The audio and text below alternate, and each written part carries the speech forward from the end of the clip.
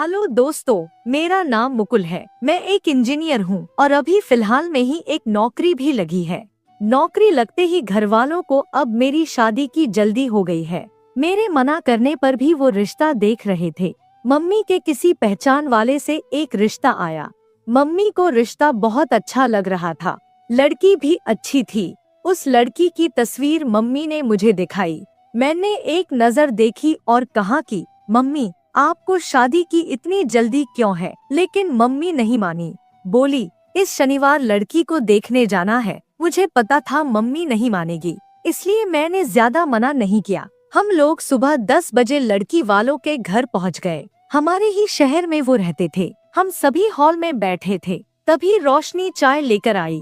रोशनी मुझे देखते ही पसंद आ गई, क्योंकि तस्वीर से भी ज्यादा सुंदर लग रही थी। कुछ औपचारिकताओं के बाद हम दोनों को बात करने के लिए अलग भेजा गया। कुछ देर कमरे में खामोशी के बाद रोशनी और मैंने एक दूसरे से कई सवाल किए। मुझे वो अच्छी लगी। बाहर आकर मैंने मम्मी को हाँ कह दिया। मुझे ऐसा लग रहा था कि उसे और उसके घर वालों को भी मैं पसंद हूँ। उनसे मिलकर हम लोग अपने घर चले आए। लेकिन शाम होते होते एक अजीब सी बात ने मेरे दिमाग में घर बना लिया। मुझे लगने लगा कि मैंने रोशनी को पहले भी कहीं देखा है। फिर मुझे लगा कि ऐसा तो हमें बहुत लोगों के साथ मिलकर लगता है, और आजकल तो सोशल मीडिया पर हर कोई है, तो शायद कहीं उसकी प्रोफाइल देखी होगी। यह विचार फिर मैंने हटा दिया। लेकिन बिस्तर पर सोते वक्त भी मुझे लगा कि मैंने उसे कहीं तो देखा है। रोशनी का नंबर मैं लेकर आया था। रात में ही मैंने उसे फोन किया। पहले थोड़ी बातें की, फिर उससे पूछा कि तुम बैंगलोर से पढ़ी हो, क्योंकि मैंने अपनी पढ़ाई दिल्ली से की है, इसलिए मुझे लगा कि वो भी कहीं दिल्ली से तो नहीं पढ़ी।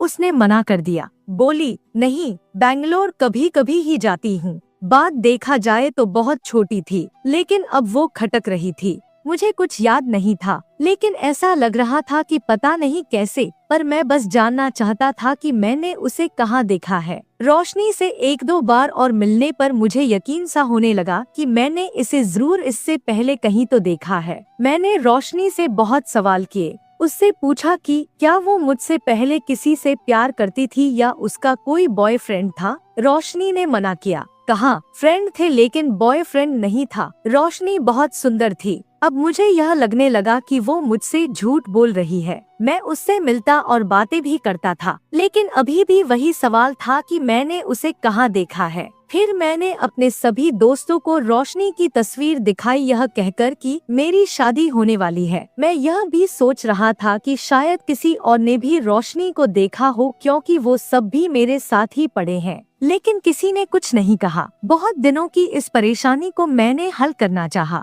मैंने सोचा, चाहे जो हो, अब मैं उससे सीधे बात करूंगा। आखिरकार जब मैं रोशनी से मिला तब मैंने रोशनी को डायरेक्ट ही बोला। कहा कि रोशनी, मेरी मेमोरी इतनी अच्छी नहीं है, लेकिन मुझे यह बात परेशान कर रही है कि मैंने तुम्हें कहाँ देखा है, किसी पार्टी में या कहीं और। इतने दिनों से एक ही सवाल और मेरे बर्ताव से शायद वो भी परेशान थी। वो मुझसे इस दौरान कई बार पूछ रही थी कि आप मेरे पास होकर भी पास नहीं रहते, क्या बात है? मेरे इस सवाल पर वो भड़क गई। उसने कहा कि जब से आप मिले तब से यही कह रहे हैं। मैंने आपसे सब कुछ बता भी दिया, फिर भी आप कहना क्या चाहते हैं? कहाँ देखा है आपने? आप खुल के बताइए, क्या बोलना चाहते हैं? आपको मुझ पर भरोसा नहीं तो आप शादी मत कीजिए। इतना कहकर वो उठकर चली गई। एक तरफ मेरी मम्मी शादी की तैयारी कर रही थी, दूसरी तरफ हमारा झगड़ा हो रहा था। अब मैं सोच रहा था कि शायद हमारा कुछ नहीं होगा। अब 4 से 5 दिन हो गए, रोशनी का कॉल नहीं आया। मैंने भी उसे नहीं लगाया। मुझे समझ नहीं आ रहा था कि मैं इस बात से इतना परेशान क्यों हो रहा हूँ। फिर मुझे सुबह रोशनी का कॉल आया। उसने कहा कि आपके सवाल का जवाब मैं देती हूँ, आप मिल सकते हैं। मुझे आपको कुछ दिखाने के साथ समझाना भी पड़ेगा। मैं रोशनी से मिलने गया। उसने कहा कि अभी मैं कुछ दिखाने वाली हूँ, उससे आपको याद आ जाएगा कि आपने मुझे कहाँ देखा है। इतना बोलकर उसने अपने बैग से मोबाइल निकाला और उसमें एक वीडियो क्लिप दिखाई।